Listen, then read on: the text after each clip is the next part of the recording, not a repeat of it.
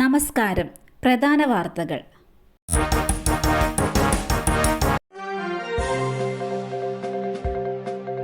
ക്ഷേമ പെൻഷൻ വിതരണം ഇന്നു മുതൽ 62 ലക്ഷം ഗുണഭോക്താക്കൾക്കാണ് 1600 രൂപ വീതം പെൻഷൻ ലഭിക്കുക.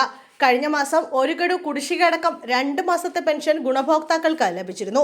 ബാങ്ക് അക്കൗണ്ടുകളിലും സഹകരണ സംഘം ജീവനക്കാർ നേരിട്ട് വീട്ടിലും എത്തിച്ചാണ് പെൻഷൻ നൽകുന്നത്. ഒരാഴ്ച കൊണ്ട് പെൻഷൻ വിതരണം പൂർത്തിയാക്കാനാണ് ധനമന്ത്രി നിർദ്ദേശം നൽകിയിരിക്കുന്നത്. കുടിശ്ശികയിൽ ഒരു ഗഡു കൂടിയാണ് ഇനി ശേഷിക്കുന്നത്. ഈ സർക്കാരിന്റെ 4 വർഷ കാലയളവിൽ 38,500 കോടി രൂപയോളമാണ് സാമൂഹ്യ സുരക്ഷാ പെൻഷൻ നൽകാനായി ആകെ ചിലവഴിച്ചത്. ഇന്നു മുതൽ മഴയുടെ തീവ്രത കുറയും. ഞായറാഴ്ച മുതൽ വീണ്ടും ഒറ്റപ്പെട്ട ശക്തമായ മഴയ്ക്ക് സാധ്യത. 2025 ജൂൺ 19, 22 മുതൽ 25 വരെ തീയതികളിൽ ഒറ്റപ്പെട്ട ശക്തമായ മഴയ്ക്ക് സാധ്യതയെന്ന് കേന്ദ്ര കാലാവസ്ഥാ വകുപ്പ് അറിയിച്ചു.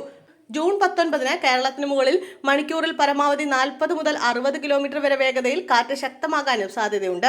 കേരള തീരത്ത് നാളെ രാത്രി 11:30 വരെ 2.2 മീറ്റർ മുതൽ 3.5 മീറ്റർ വരെ ഉയർന്ന തിരമാലയ്ക്കും കടലാക്രമണത്തിനും സാധ്യതയുണ്ടെന്ന് ദേശീയ സമുദ്രസ്ഥിതി പഠന ഗവേഷണ കേന്ദ്രം അറിയിച്ചു. പത്തനംതിട്ടയിൽ തീപിടുത്തം, 2 കടകൾ കത്തി നശിച്ചു. പത്തനംതിട്ട തണ്ണിത്തോടാണ് സംഭവം. J&J fancy store, olive bakery എന്നീ കടകൾ കത്തി നശിച്ചു. പുലർച്ചെ 3:15 തീപിടുത്തമുണ്ടായത്. 2 യൂണിറ്റ് ഫയർഫോഴ്സ് എത്തി തീ അണച്ചു. കെട്ടിടത്തിന്റെ മുന്നിൽ പാർക്ക് ചെയ്തിരുന്ന കാറിന്റെ ഉൾവശവും തീപിടുത്തത്തിൽ ഉരുകിപ്പോയി.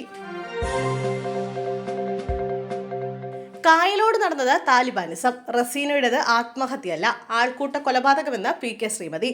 കായലോട്ട് സദാചാര ഗുണ്ടായസത്തെ തുടർന്നുള്ള യുവതിയുടെ ആത്മഹത്യയിൽ പ്രതികരിച്ച CPM കേന്ദ്ര കമ്മിറ്റി അംഗം PK ശ്രീമതി.